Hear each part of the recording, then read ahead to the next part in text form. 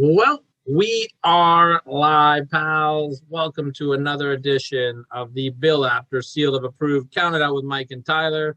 My name is Tyler, and I am joined as always by Mojito Mike. Mike, how the hell are you, man? I'm going to try to behave myself this week. There's just so much negativity going on right now. We're going to touch on a little bit of it, so we don't get in Yeah. trouble. Listen, here's our. This is I'd like to start if that's okay with you, Mike. Go ahead, man. Our show, we always try to be positive, try to look at the positive in things, and there is not a lot of positive stuff going on in wrestling right now. It's been a rough week. I don't want to go deep into it. I don't want to give opinions and takes and stuff like that because I just think that there's been enough of it already in the week. I'm going to keep my opinions on the matter to myself for the most part. I think you're in the same boat as me. Pretty much. I might say a thing or here or there, but nothing definite because at the end of the day, at this point right now, why does it fucking matter? It's just like politics. Here we are. I mean, this is kind of poetic justice. We're sitting here recording on the night of a Canadian federal election. I don't care how you vote. You don't care how I vote. I don't give a fuck. Our leaders don't give a fuck. How our listeners don't give a fuck how we voted. It doesn't matter. So we're not going to talk about it. And it's no different about our opinions of Dark Side of the Ring or any of the things that are happening right now. We're going to talk about the show for a few minutes. We're going to talk about a couple topics revolving around it. But at the end of the day, no one gives a fuck if I believe Ric Flair, if I don't believe Ric Flair. No one gives a fuck if what I think of what Tommy Dreamer said. At the end of the day, it doesn't matter what we think. It doesn't matter because we weren't there, and we can argue all day long like these idiots on social media forums, and it's never going to get us anywhere. It's not going to fix anything. It's never going to heal us as a community. And I do like to think of wrestling fans as a community, to a degree. And we've never been so divided, ever. And this does not help. So we got to do things a little differently, man. We can't just be, well, this is what he should have done, or this is what he shouldn't have done, or this is what happened, and this is what not happened. Only people that know what happened to people that were there. You know what? And if I can try, I'm going to try my best to put a more positive spin on things on this topic. The business has changed for the better since the plane ride from hell, and since all the terrible things that have happened before that as well. You know what I mean? You don't have these black eyes for the most part. I guess I can't fully say that because they had the big speaking out Me Too movement last year as well. But I really genuinely think that the people in the business in this modern age they're not like that. There's a lot of great role models that you can look up to in the industry right now. I don't know. It just sucks, though. It really does suck. And as much as I usually want to hear from you guys on our social medias and our emails and shit like that, I'm gonna tell you, if you plan on talking to us about cancel culture, all that, fucking go away. Fuck off. I don't care. Well, I don't think we need to worry about that because nobody fucking talks on our social media anyways. You bunch of jabronis. And I don't want any Undertakers jumping on talking about how they missed it when men were real men. That statement's going to age well, Taker. Let me ask you a question then, and then I want to move on to a topic that I'm more happy about and you're not thrilled about. But I never said that. Don't put fucking words in my mouth. Well, from our prior conversation we had off here, we'll talk about it a little bit more in a bit. Here's my question though: Dark Side of the Ring. I think we can both agree is one of the best wrestling television series of all time, right? Yes. They really do a fantastic job. Do you think going forward, though, that some of the boys aren't going to want to be associated with this show? You think that because there's been a couple real heavy episodes this year. I think this has been the heaviest fallout. And apparently it's not going to be good for a couple weeks. There's going to be some ugly stuff coming out. Yeah. Do you think do you think some of the boys are going to kind of? Do I think that's going to happen? Yes. Do I think that's going to happen? Yes. Do I think it should happen? No. I think this is when guys have to start jumping in to tell the stories so it gets told properly. This is where if I'm Vince McMahon, I'm letting my guys go on Dark Side, because how different would that episode have been if Vince would have himself gotten on there, or if he would have let some of his people jump on there. You know what I mean? You could also have your company look real bad if they edit something the wrong way. Well, and that's when you send people in to make sure that doesn't happen. You know what I mean? Because at least you know what you said, and if it doesn't come off like that, you can go to the media and say, that's not what happened. That's not what I said. And there's always going to be the proof. I will say I thought RVD and Jim Ross both came across very well in this thing. So did Just Incredible, I think. Yeah, our boy. I think those are the three. Okay, let's get down to brass tacks. No matter what you think of the content and the fallout from it and the horrible things that allegedly happened on that plane ride, if you go right down the brass tacks about a episode of television, I think it was a very well put together episode of television. I enjoyed this episode of Dark Side of the Ring. It really as uncomfortable as it was a good episode of the show. It really puts a different spin on things, when you hear from the people that aren't in the business that were a part of it. Because you know what I mean? Like in the business, that stuff is, and they said it on air, Flair being naked is normal. Terry don't sell, that's normal. But for this flight attendant who lives a normal life, she had no idea what the hell she got really herself into. Eye-opening to hear that take. Mm-hmm. Like you said, believe her, don't believe her, whatever. Just different spin, different. I really think that. There's two things. I really liked interviews, like we just said, guys like Just Incredible, guys like Rob Van Dam, guys like even Jim Ross. You could tell he was getting fucking frustrated. Like, how many times has he had to talk about this thing in 20 years? Like there was even an outtake at the end where he says, if I never have to talk about the fucking plane ride from hell again. Flair always gets Ross in trouble. Ross got fired and Flair was shit-faced on the SummerSlam panel. Oh yeah, I forgot about that. And then I better be sending Ross a fucking nice Christmas gift. Another guy, he didn't do anything wrong. He didn't say anything wrong. But I just got a bad rub from him, was Mike Chioda. I don't know why.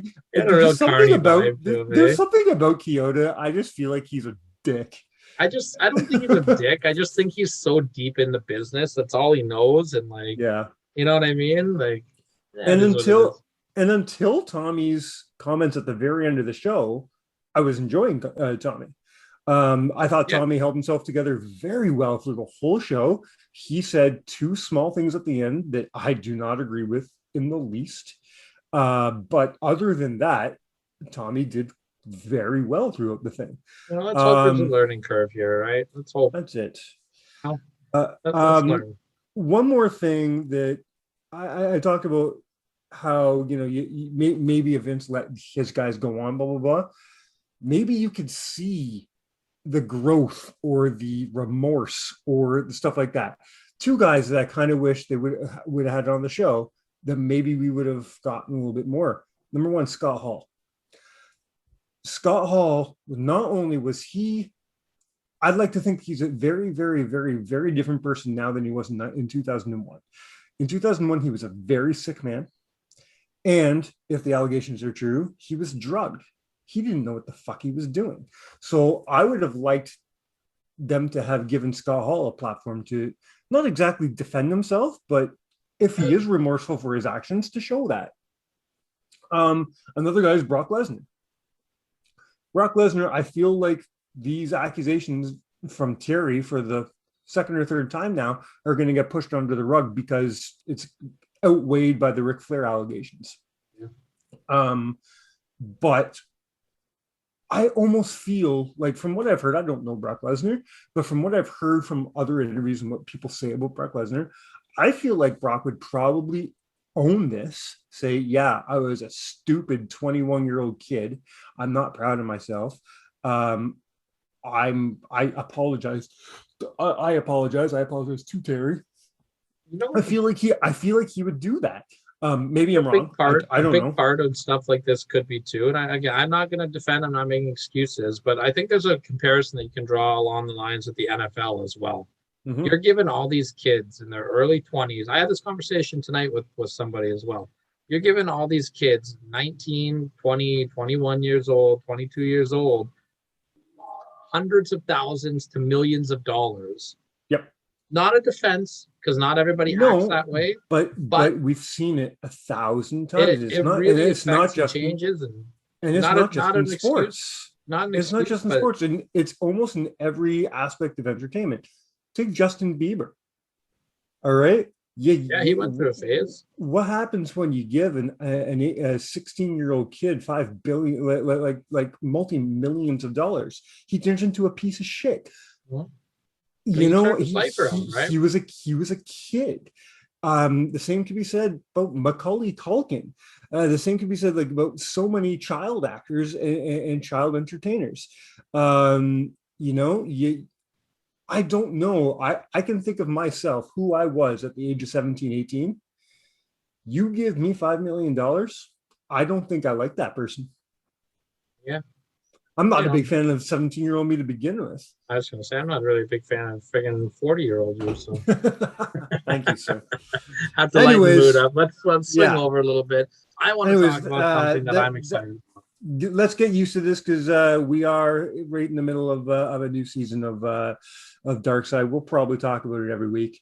Hopefully they're not all as heavy as this one was. Yeah, and I've talked also about maybe changing up our format a little bit and trying to stay away from covering so much news, because sometimes things need to be talked about. Sometimes they got to be talked about, and this is a great one. And I want to lighten the mood a little bit. This is something that I'm really happy to hear about. I don't know if there's been a mixed review. I haven't been online a whole lot, but as of the day that we're recording this, AEW has announced a partnership with the Owen Hart Foundation to produce a Owen Hart Memorial Tournament every year. There's going to be action figures. He's going to be in the video game. This is kind of, I guess, people finally getting a chance to have their memories of Owen Hart brought back to the wrestling world. Mm-hmm. I love this because I'm an Owen Hart fan. To me, I don't care if it's WWE, AEW, WCW, NWA, ECW, whatever. I just love Owen Hart, and I'm happy as a fan that I get to celebrate Owen Hart again. Sure. I've heard some backlash, and people are not happy with Martha. But at the end of the day, it's her choice where she wants to let Owen's legacy go. Listen, that's why I was telling you at the beginning of the show, you're wrong. I never once said that I don't like this idea. In our earlier conversation, I didn't say that. Where we got off wrong in our earlier, very heated discussion was what exactly I said was I am on the fence. I have not made my decision on how I feel about this because of my feelings about Martha Hart. I have negative emotions when it comes to that woman. So because of that right now, I feel like that is clouding my judgment on what AEW is doing with Owen. So I have not made a decision on how I feel about it. I am on the fence. That's what I was saying earlier. I never said I don't like it. I'm saying I am undecided. And where you and I got wrong, where you and I went off the rails was the whole Martha thing. We differed on that. And then it kind of, somebody not. As our listeners know, I like to get you riled up sometimes. Yeah. I mean, I wish you didn't call Martha that horrible name. Do not even start with me. Not even start with me. But I forgive you. You unforgive me? Good segue. Right? I'm doing a list this week, folks. Good Top 7 unforgiven matches of all time. I want to get into this thing in a minute. I know I've said this before. Are we going to be talking about the 8th best Canadian pay-per-view? Oh my God! Don't even get me started. I'm going to right your wrong this week for sure. I'm not going to lie to you. Like when I first, you came up with this list idea, and I really like the Unforgiven pay-per-view. So I asked you if I could have. 100%, and I knew you would, because you are a big fan of it, and hell, you've attended one, so it only made sense. I I've been forgot looking how forward to many this. actual Unforgivens there were. Holy Well, fuck. Unforgiven. It started as in your house, so it started what 98. 1998, Mm-hmm. and then went until 2010. 06, 07, 08, I think. I think 08 was the last one. Okay. Yeah, I forgot that there were so many. 2008 was the last one. All right. This So that's 11 Unforgivens. this was one of the hardest lists I have ever had to put together. And some of the matches that I've had to leave off my list are matches that would make any other list, but this was a stacked pay-per-view. Very stacked. Okay. I'm still not even sure if I'm happy with my final list. Why do you think? I mean, it's true. Like Unforgiven usually was one of the better pay-per-views of the year. I wonder why do you think they discontinued it? I honestly couldn't even take a guess. There are so many things that have been done in the WWE over the What last 10 years. I don't. What replaced it? I know now it's Extreme Rules, but there was something in between, right? I don't know, fucking Great Balls of Fire. I'm just kidding. I know it wasn't that, Rob. Don't yell at me. I just wanted to say Great Balls of Fire. No, that makes sense. But Unforgiven used to be the pay-per-view after WrestleMania, right? So it always had big WrestleMania rematches. It always had that for a while. Okay. And then they moved it to September, right? Yeah, well, because Backlash made more sense to be 100%, right? What do you think, man? You want to jump into this thing? Yeah, dude, I'm excited about this one. All right, man. Well, I'm going to start us off then. Number 7 on the list, we're going to go to the year 2002. I'm going to kick us off with Edge versus Eddie Guerrero. All right. Okay. This was a match I haven't watched it in a long time. So when I was going through how I normally do my list, I look at every match on the pay-per-view and I have triggered memories. Okay, good, not good. I need to rewatch this one. Maybe I don't remember it. And I make out a list like that. I remember writing this one down. I remember thinking this match was very, very good, and I was happy with it. And then I didn't think it would make my list though. And then I watched it. I was like, holy fuck, like this match is fucking awesome. Like basically two of the best wrestlers of all time. This was a rematch from SummerSlam. Eddie was in fine form here. These guys pushed the fast pace. The finish of this match is great. Eddie had undone the turnbuckle pad and he kind of like slammed Edge's head into it, but Edge didn't realize that the buckle was not there, that it did a big sunset flip off the top rope, knocked him out. Just a great match. And it ended up sneaking in at my number 7 spot. I had to bump a couple tough ones for it. All right. I just think seeing Edge and Eddie together was just. I'd have to go rewatch that. It's been a very long time since I've seen that one. I highly, highly recommend it. Highly recommend it. And if I'm not mistaken, they didn't wrestle each other very often, eh? No, they had. I can think of a series of 3 matches, one-on-one matches that they had. They did SummerSlam, they did Unforgiven, and then they had this amazing no DQ match on SmackDown, which tore the house down. But then they were part of the SmackDown 6, where 4 ways and tag team, and yeah. But these guys were. This was a great match. I highly recommend anybody wanting to check it out to do so. All right, man. Good start. Number 6, we're going to a match that I thought was just going to be my number 7 or my number 8. I didn't know if this would make the list either. And I went back and rewatched it, and the psychology behind it is so good. We're going to go to the year 2000. We're going to go the Hardy Boys versus Edge and Christian inside the steel cage for the WWF Tag Team Championship. Okay. I remember this match. You can remind me. It's been a long time. I remember this being thinking it was a bit of a clusterfuck. Yeah, no, I kind of remember that too. Like I just remembered I love this match because I was a big Hardy Boys fan during this time period, but I didn't think it would hold up enough. So I went and rewatched the match, and the psychology in this match was so good. First of all, the chemistry between Edge and Christian, the Hardy Boys, is off the charts as it is, right? Second of all, the fact that this match was to win, you both had to escape the cage or there had to be a pinfall. I loved it because they got Jeff Hardy out of the cage and it became this 2-on-1 beatdown. That's right. I forgot about that. Mm-hmm. And Hardy would try to get back in the cage and they would hit him down. So then finally, Jeff pulled a ladder. which I thought was great because the Hardys are known for They're, ladders. they're He set known it for their up ladders, yeah. and he would climb up, and Edge is like losing his mind, like, what the hell, man? What the hell? And and Jeff Hardy's just sitting on this ladder being like, yeah, I'm coming back in. Like, finally Jeff gets up, hits a huge whisper off the wind off the top of the cage. They end up getting Christian out of the match. Lita does a big hurricane rod off the top of the ladder to the floor, took a big bump.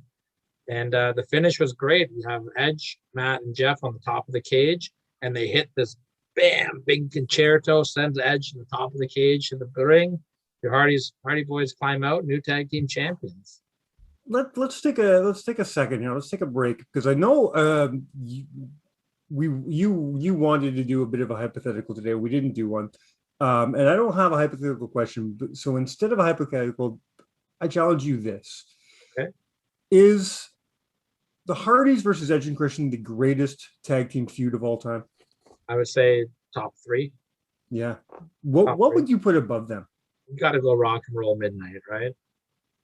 Sorry, can you repeat that? Rock and Roll Express, Midnight Express. Oh, yeah, okay. I think that's got to be number 1. Okay. But yeah, I would say this might be my number 2.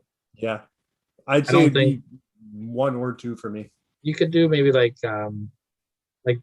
the Road Warriors had some good feuds with like the Koloffs back in the day too. But I really think the Express, but yeah. Yeah, you know what I mean? But I think this is probably number 2 for me. I just thinking off the top of my head, I think this might be the second greatest tag team. Just think of how many great matches that they've had. And then they threw the Dudley Boys in there too, and it took it to another level. Well, that's the thing. They always kept it fresh, Yeah. And then they were able to keep it on a singles level when you had Matt and Edge and stuff like that. They kept it going for years and years and years. It was a long feud. Mm-hmm. It's probably one of my top, if and when I ever get around to do my list of my favorite feuds, that's on my top 7. I wouldn't argue that at all. For sure. You said a word there a couple minutes ago. You said fresh, right? Yeah. My number 5, there was something real not fresh in it, and that was the Big Show's ass when Vince McMahon's face got buried in it. Wow, this made your list? I am very out of everything. Like, I'm just looking at a list of matches from Unforgiven, and I can see a bunch that I would put above this. You got to sell me here. DX versus Vince versus Shane versus Big Show. Listen, I've come around on the whole 06 thing, okay? I really have. I do think it's a much better pay-per-view than I gave it credit for on my Canada list a couple years ago. However, this is not a high point of the pay-per-view for me at all. I was with you until I rewatched this match, and I had the same thing. Last October, we had Steve Bourne on the show. We did the top 7 Hell in a Cell matches of all time. Like there's 2 matches on this card alone that should be on your list ahead. So I'm already thinking like the rest of your list better be from 06. This match was so fucking violent. I do remember being very violent. Yeah, like more so than I remember. And they left Big Show. Big Show looked like a monster in this match. Shane was flying all over the place. Hunter and Sean bled buckets in this match. They hit gushers big time. The finishing sequences were out of control, and they were very fitting for DX at the time, I will say. You got a little comedy spot there where Vince got his ass shoved in the Big Show. Then they super kicked Big Show. He was dead or whatever. But then they got nasty, man. They took Shane McMahon, put a chair around his neck. Sean hit the elbow on top of it. Shane selling, you would have thought he was a paraplegic for the rest of his life after it. Exactly. And then the sledgehammer shot to the back of Vince McMahon, where the sledgehammer snapped over his head. Mm-hmm. I did not remember how violent and maybe gruesome. I have to revisit this match because I'm with you. Maybe it's because it's buried in so many great matches. That's exactly what it is. Because I'm with you. Because maybe it's because I've come to this realization about myself. I've realized I am not a Big Show fan. Yeah, neither am I. No spoilers, but my list next week forced me to watch a couple Big Show matches. And I just remembered I'm just not a fan of his work. I really am not. Yeah, I respect his work, and especially for his size and how he can move around and whatnot. But yeah, I'm with you. But I've never been a big fan of the big guys. I respect him, but Yeah, he's if we did top 7 big men in wrestling, I don't think he's on my 7. he might make my 7, but Mm. he's not my favorite either. But I've never been a really big fan of the big monster guys, anyways. Though I've always liked the I little mean, guys. I definitely have a few that I like. I'm a big fan of Bam Bam Bigelow. I'm a big fan of fucking Vader. Vader. Thank you. Yeah, it's a big one. I do think that there's a place in the world for these monsters. Even today, for some reason, he's getting a lot of shit right now, but I think there's a place for a guy like Brian Cage. Yeah, I think there's a place for a guy like Omos. I do think it's important to have these monsters in there. You need these monsters I agree with to you. I make the think little there guys is look, as well. They're just not what I'm but drawn to. certain of them are very talented. You look at a guy like Mabel, and nobody should be able to move the way Mabel moved. Nothing to me stood out for Paul White. Yeah, that's Paul fair. White, for me, Paul White never did anything that I was like, nobody else can do that. Yeah, he was dog shit on the mic. He had no personality as far as I'm concerned. He was never really booked great as far as I've ever thought. And so maybe this is one of the reasons why this match is kind of lost on me, because as much as I love DX and I think Vince McMahon and Shane are always entertaining as fuck, you put him in the ring, you put him in the match, and it's a dud to me. Yeah, you know what, they booked him really well in this match, because there are times when the Big Show's booked really well and has great matches, and this was one of them. But for me, like you said, it was a mixed bag at first, where this match got lost in the shuffle on this loaded card for me for a while, and Yeah. I wasn't a big fan of the DX reunion. I knew you weren't, and I loved the 06 reunion. Those were two things for me that fought against me, and then I watched this match, and I was just like, "Holy shit, this match is awesome!" And I was there in the front row, so obviously that has a play in it too. But I remember when I rewatched this match again, I was just like, "Holy fuck, this match is unreal!" Like, I highly recommend giving it one more chance. I know that you were at that Unforgiven pay-per-view, of course, and then I was at the Raw the very next night, and I was at the SmackDown that following Friday, which was taped in the same. It was taped in the same night. But you'll see me on the Monday. I'm sure I'm not on TV, but if you were to see me on TV on the Monday on Raw, I've got my Vince loves cock sign. And then an hour later my time, but a week later for the viewer, Friday night on SmackDown, I flip the sign around. It says, "Welcome home, Sylvain Grenier." That's amazing. Who, by the way, got like the 3rd biggest pop of the night. He was over in Montreal.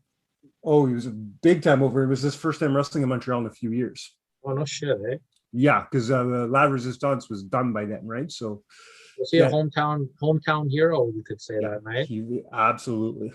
That segues into my number 4. I smell a segue. Yeah, that's right. Pittsburgh, we're going to 2001. Hometown boy Kurt Angle challenging Stone Cold Steve Austin for the WWF World Championship. Okay, now we're talking. These guys, this feud that these guys had in 2001 gets lost in the shuffle because of how poor the Invasion angle was. But they had some amazing matches. And because people, including Stone Cold himself, nobody really got behind Stone Cold's heel character. No, but going back and rewatching it, it was so good. 100%. Stone Cold did some of his funniest work as a heel.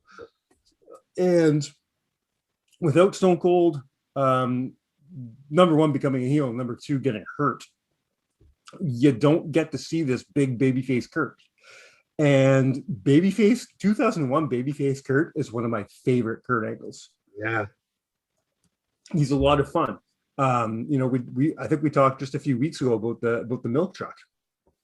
Mania. That stuff was a lot of fun, and you could tell not only was Kurt having fun with it, Steve was having fun with it. They had a great feud. They really did. They And had this match, matches. this match might be my favorite match of that feud. I'm going SummerSlam. I like that one a little better, but the finish took away from it. But yeah, I was at the build up for the go home shows for this. Not the go homes, but the Raws that led up to this shortly after SummerSlam. They were both in Toronto on SmackDown, and it was when Kurt Angle kidnapped Steve Austin. Do you remember that? Yeah. He's like, "You gonna cry for me, Steve? You gonna cry?" And then the next night, RVD beat Austin. That was an awesome. Yeah, these guys tore the house down. These guys go a million miles a minute. Psychology is there. Austin, this might be the best Austin's been. Yeah, I mean, and we're not even like physically, we're not even getting the best Austin. You know what I mean? Austin's on his way out at this point. Yes, he still wrestles for about 2 more years, but he is a shell of what we knew him to be in 1998. You know what I mean? But he could still fucking go. That's how much he loved the business. Smell that? I smell another segue coming. Steve Austin in 1998. What? That's my number 3. Steve Austin versus Dude Love from Unforgiven 1998. I'm getting so nervous.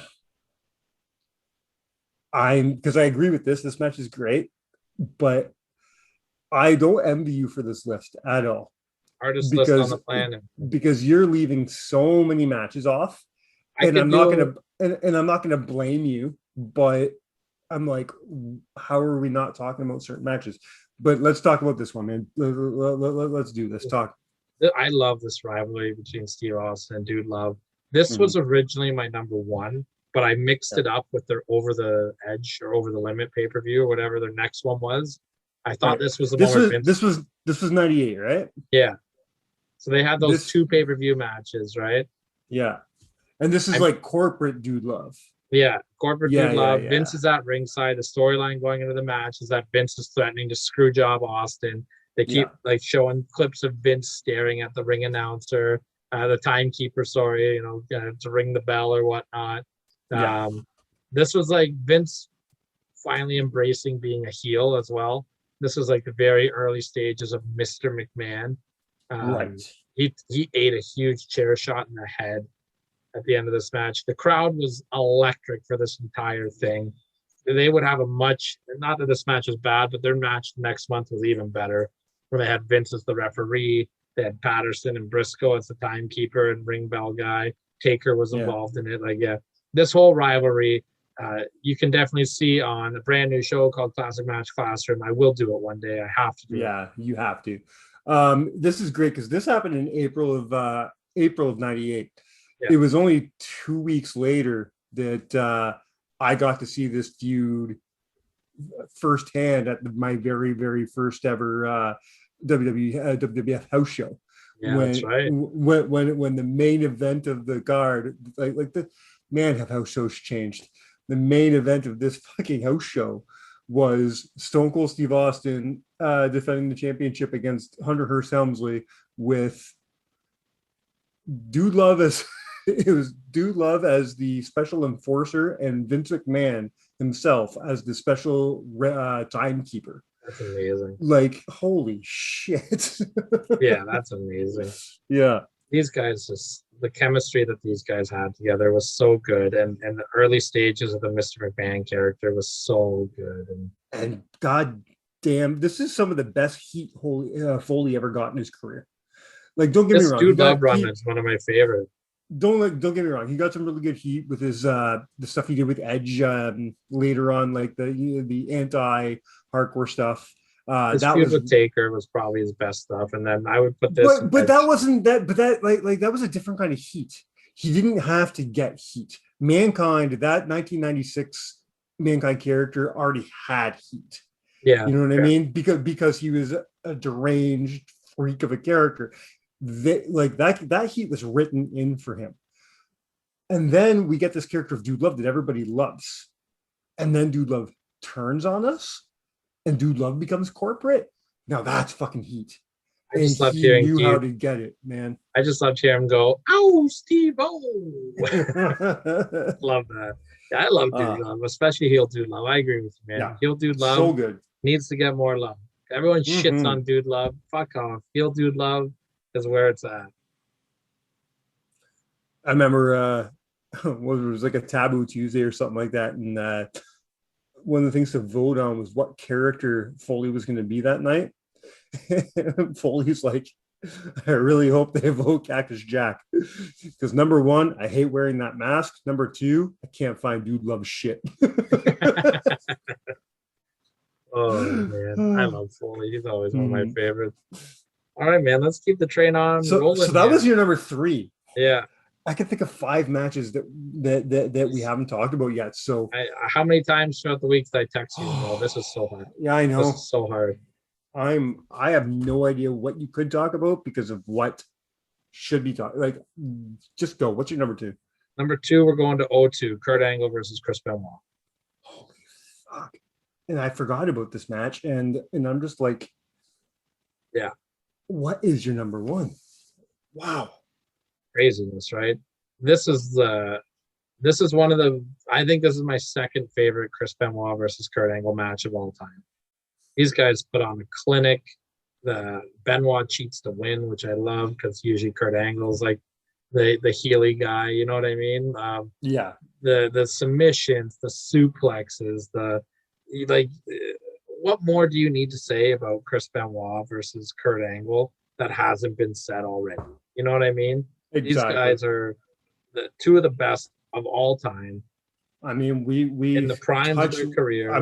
I mean, we touched on them last week during my submission match list when they had that submission match Iron Man match, Yeah. which was just phenomenal. Yeah. If you were to do a top 7 cage matches of all time, their cage match would probably be on it.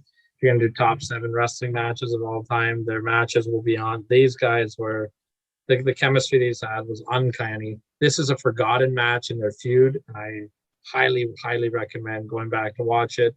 This was the start of their tag team as well, where they were in the middle of forming a tag team, and they would become the first SmackDown tag team champions of all time. Right. Yeah, there's not much I want to say about this match because their in-ring work speaks for itself. You know what I mean? Absolutely. Yeah. Go back and watch this match. It really had a shot to be my number one. I went back and forth on it. But to me, there's just one match that had to be number one. I think I know what it is, and at least I hope I know what it is. Going back to Right You're Wrong, buddy. 2006, All right. Okay. John Cena versus Edge, TLC. Okay. Thank you. Okay. I'm with you here. Not just only for how great this match is, and this is one of my favorite TLC matches of all time. Not because I was there, but that also has a play in it, of course, because I was there and it was amazing. Let's talk about the crowd heat first. Yeah. Edge was a god. Edge was untouchable that night. And it's one of the loudest arenas I've ever been in. That and Hogan and Rock are the two loudest wrestling arenas I've ever been. These are it. Which I was gonna say same arena, but it wasn't the same arena. Yeah. No, this was much smaller. There was about 50,000 people less than this one. Yeah. This was the ACC, right? Yeah, at the ACC. Edge comes out to a hero's welcome. Cena comes out. You would have thought he was in the ECW arena or the Hammerstein Ballroom. Same type of heat level. Anything Cena did, he got booed out of the building. I gave it to Cena full on. I was full on healing him, sitting right behind JR and the King. The match is fantastic. The spots they put together were great because they were effective, but it wasn't a spot fest match. You know what I mean? They used the weapons very smart. My favorite thing, though, was the finish. This finish was unfriggin' believable, man. You're stacking 2 tables up, climbing up the biggest ladder on the planet, and hitting the big FU off of the or attitude adjustment, whatever you want to call it, off of the ladder through 2 tables. In 06, it would have still been the FU. What's that? In 06, it would have still been the FU. Yeah. Yeah, and what a bump Edge took, which he had no business taking coming off neck surgery. But then the little thing, John Cena didn't want to do that. John Cena didn't want to crush Edge's moment, his night, his dreams, but he knew he had to. And as the belt is swinging back and forth, Cena's just looking down on Edge, and you see empathy in his face. You know, he knows he's been through a war. He's exhausted. The crowd has taken it out of him as well. And he picks up the belt with the most stone cold killer look on his face after that moment, rips it down, shows no emotion, and leaves. Mm-hmm. John Cena can tell a story, man. Goddamn right. And that's one of my favorite feuds of John Cena's career. I agree. Is Edge. Edge and Cena, there's something to be said.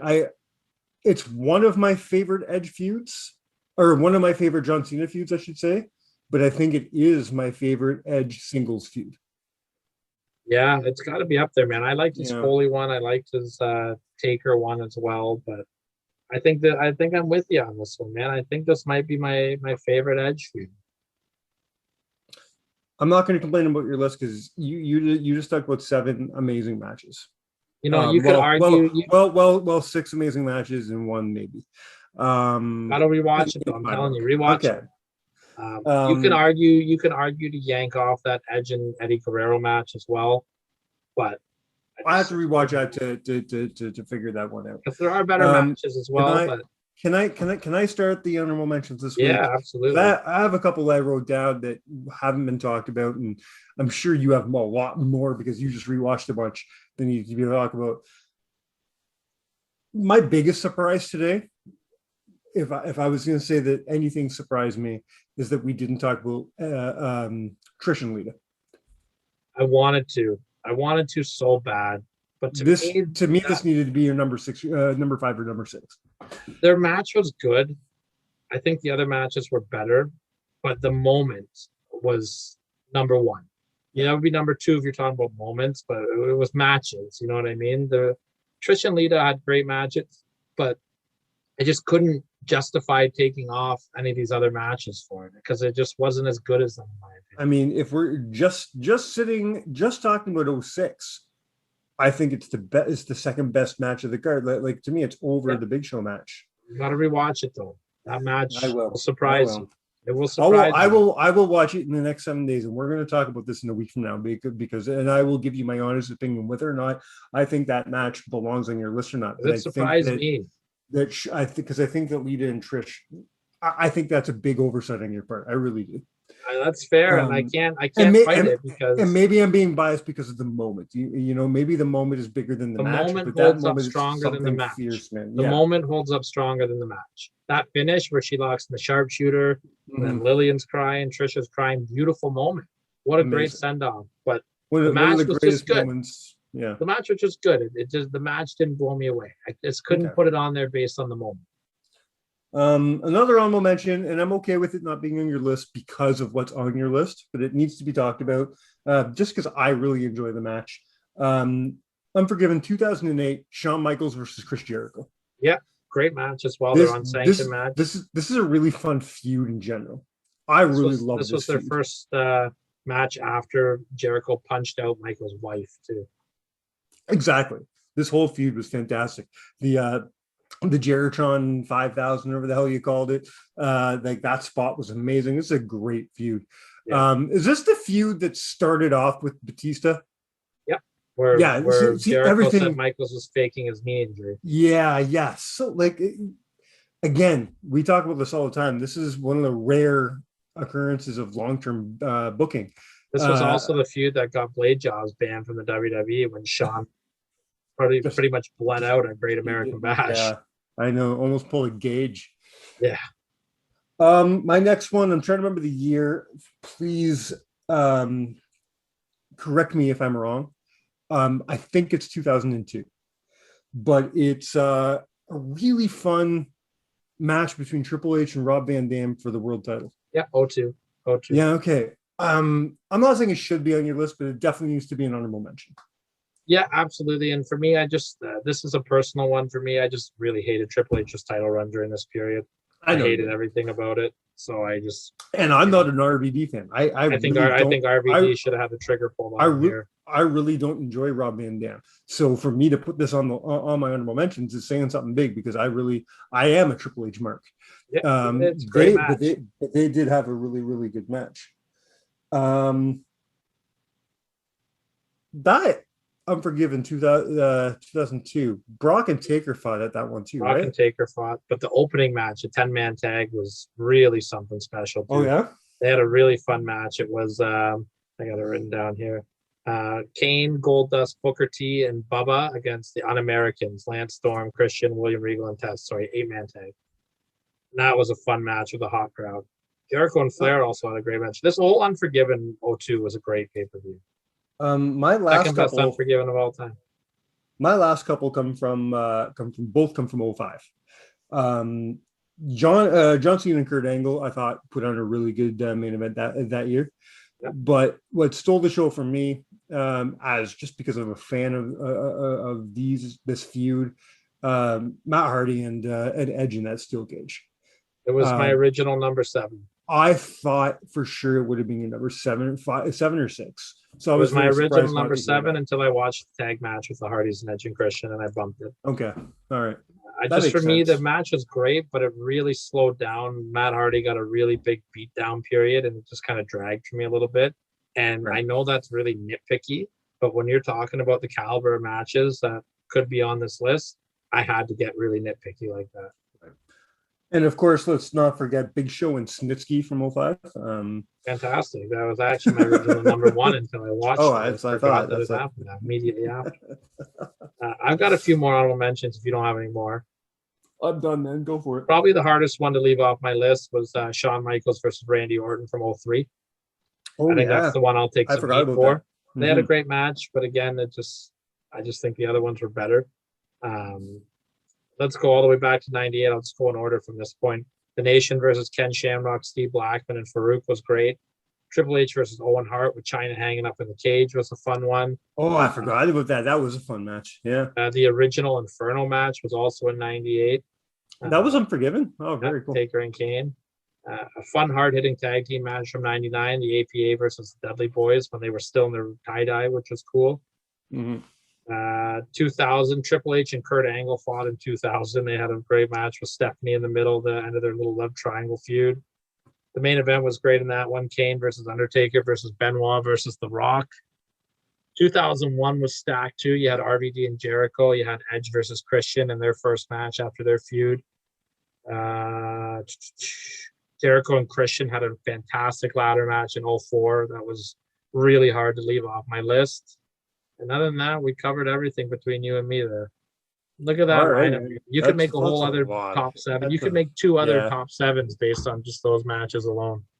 That's a big pay-per-view, man. That's I can't believe they discontinued that. Hardest list ever.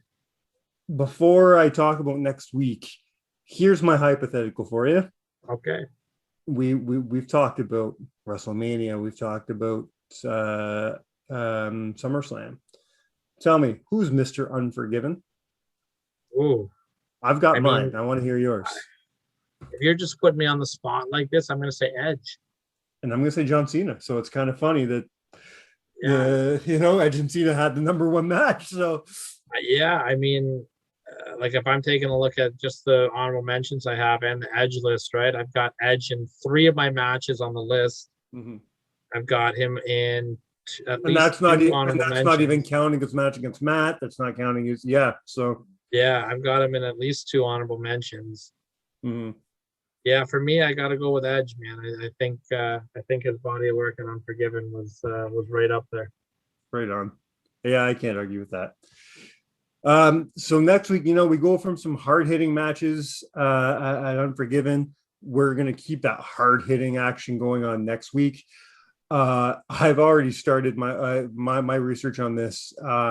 You suggested that I start early and that like I do it for a few weeks. I'm so glad my partner, because you get very ambitious sometimes. Well, I'm getting the work done, man, because I have been watching no less than 4 to 5 matches a day to get ready for this list. And And by the time I'm done just the list that I've made myself of matches to watch, I'll have watched 32 matches. And I'm already half done. Next week, we are counting down the top 7 last man standing matches in history. I laughed because every last man standing match you watch, they always allude to the first last man standing match happened in 1999. It was The Rock and Mankind. And every time I'm like, fuck you. No, it wasn't. Every time. So I went back and watched It's Time in 1996, The Executioner versus The Undertaker. And while it is a last man standing match, and it is the first last man standing match, they actually called it an Armageddon rules match. And I bet you anything, Vince is so happy he did that because he can pretend that match never fucking happened. It is the drizzling shits. And I am so sad that that's how Terry Gordy ended his career. Yeah, he had a rough go after his overdose, right? Yeah. Let me ask you one question about your list. And I don't know if you watched this match or not, and I don't want you to tell me anything other than just yes or no. Okay. Fully Loaded 2000, does Chris Jericho and Triple H hold up all these years later? Chris Jericho and yes, that's my short answer. Okay, that's all. It holds up. I can't tell you if it's on the list or not. I don't want to know until next week. Does it hold up? And is it still a good match? It's funny you bring that up because I just watched that last night. So I always have fond memories of that match. So it's still fresh. I hope we talk about it. Even if it's an honorable mention, we'll talk about it because there are things I want to talk about this match. I've got issues, and then I've got just praise because there's so I can't wait to hear. Yeah. I can't wait to hear it. A motivated Mike, ladies and gentlemen, next week. Very motivated. Last man motivated Mojito Mike. Motivated. We got Triple M next week, baby. Time to play the last man standing game. T-shirt. Yeah, who's the better Triple M? Motivated Mojito Mike or Marvelous Mark Mero? Oh, Mero. Oh, fuck you. He could throw a hell of a left. He could, and his TKO was pretty goddamn good. From what I've heard from Danny Franchise, that your working punches are worse than your shoot punches. So I just made that up because it's Ricky Morton's line, and I love it.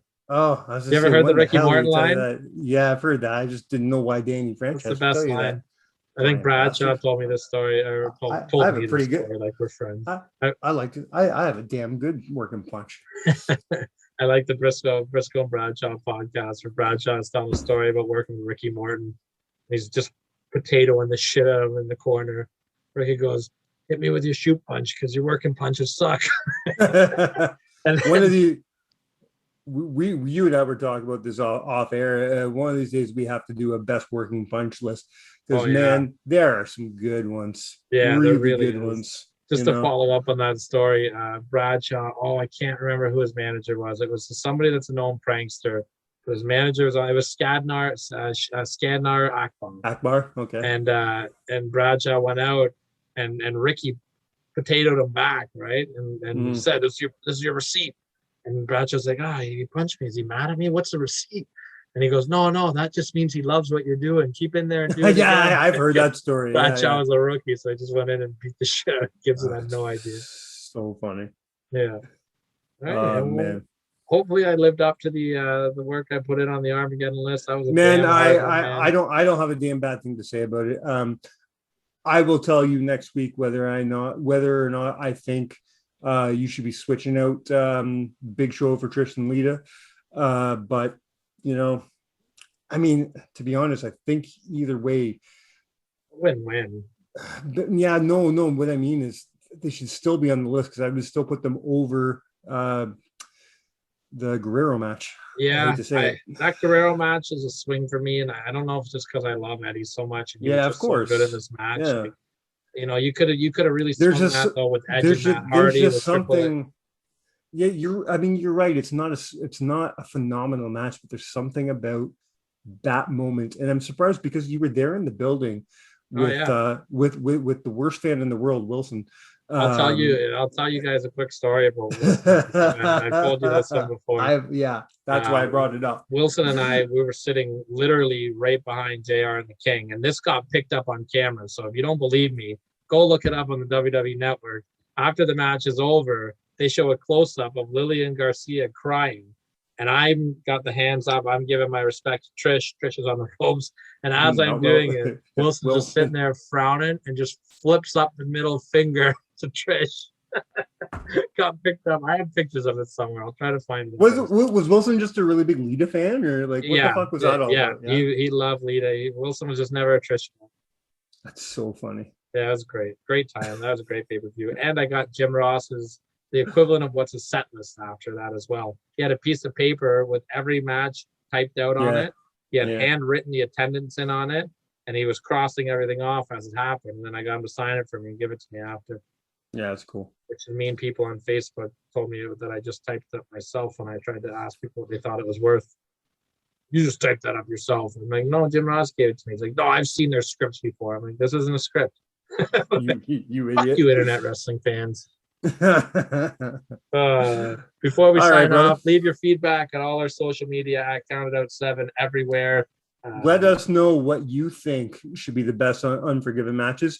Let us know what you want to hear and what you want to see on my best last man standing matches. Hit us up on www.countitout7.com. Yeah. And if you ever see me and Tyler at a bar, buy me a mojito. I'll take a Jack and Coke this season. All right. Good job on your list today. I hate not now. I wish we got into the whole Martha Hart thing because take us on because I miss our argument. On behalf of Martha Hart, we've been counted out. That's my line. Cheers. I'll say cheers.